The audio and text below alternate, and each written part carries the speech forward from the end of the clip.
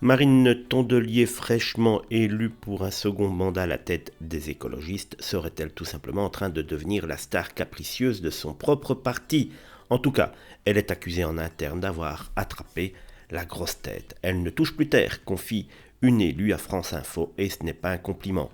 À en croire plusieurs cadres EELV, Marine Tondelier serait de plus en plus difficile à suivre, cloisonnée dans un exercice du pouvoir jugé autoritaire et centré sur sa propre personne.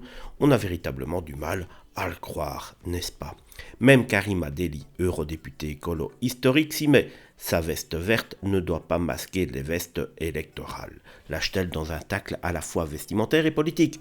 En coulisses, les critiques se multiplient. Ego surdimensionné, absence de vision, centralisation à outrance. Certains comparent même le fonctionnement du parti à celui de Renaissance, une image, mais plus de lignes. Et dans l'ombre, Sandrine Rousseau n'est pas en reste. Sceptique, elle glisse. Marine a sa hype, ok, mais quel est le projet? Un doute stratégique qui en dit long sur les tensions internes. Alors, simple jalousie ou vraie crise de leadership? Les urnes ont pourtant parlé pour Marine Tondelier.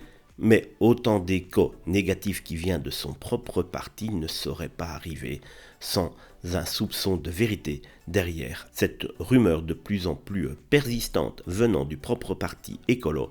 Oui, Marine Tondelier a attrapé la grosse tête.